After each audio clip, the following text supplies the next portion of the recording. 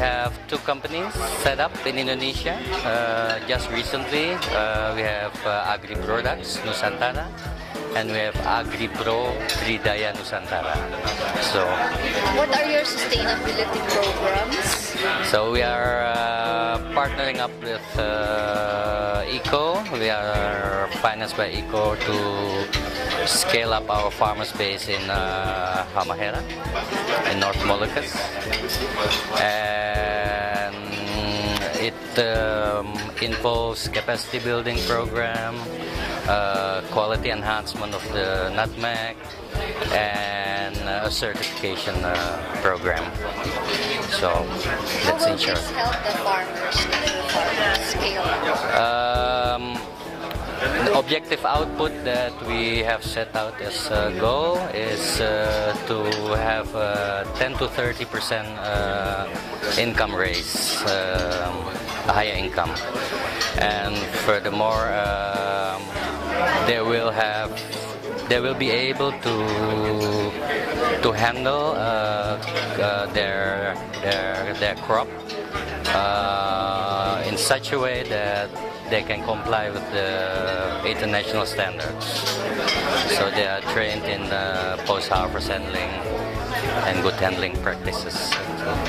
And what do you get in return? I mean, the company, when the farmers' incomes are better and they are more trained, yes. What do you get in return?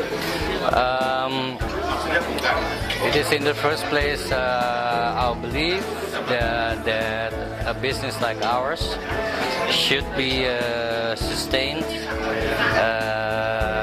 in such a way that the supply chain can be secured in terms of the flow of the goods, right? That in the first place. And you can only do that if you have a relationship with the farmers, and a relationship in the sense that in the end we are no strangers like that. So, and furthermore, the certification of the commodity will also add to the image of our company. It will have, let's say, the buyer, the off-taker will have confidence that the goods will be of a certain quality that will meet the EU requirements. Or, for example, last question: how would you encourage other companies to do the same, like have sustainability programs and helping communities as well? It's a choice that the company has to make. In the first place, it is the demand in the market is growing. The awareness in European countries or American countries concerning sustainable production is growing.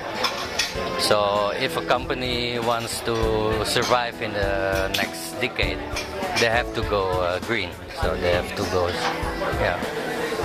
And going green also involves human rights. Yes, it's as I said in the conference, it's ingrained in the principles of the sustainability standard. So it's not only, well, we have heard also that there's no child labor, that there are a certain level of wages for workers. There are no gender discrimination. So that is all audited in the certification program and annually.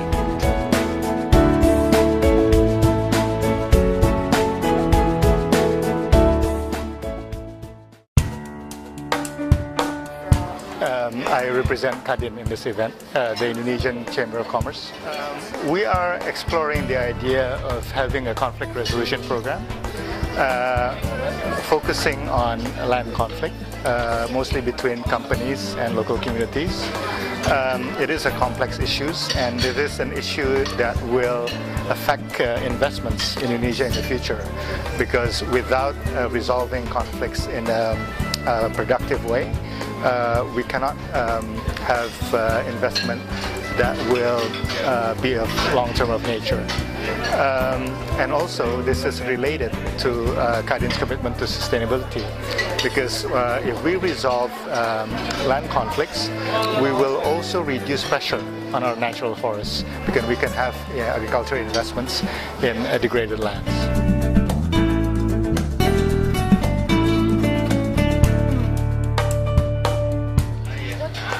Positive impacts of resolving conflicts in businesses? The positive impact is that there will be a certainty of business. As I mentioned in my talk, if we have conflicts that is not resolved, it could result in delay in investments, delay in implementing projects, and of course for companies that means it's cost, because there's opportunity costs, but there's also costs that later will affect our reputational costs. So things like that we can avoid, and if we have a systematic approach in trying to mitigate conflict, even prevent it from the beginning, I think it will be better for all stakeholders, and it will be better for business, so we can continue to provide jobs to local communities and work productively with all stakeholders.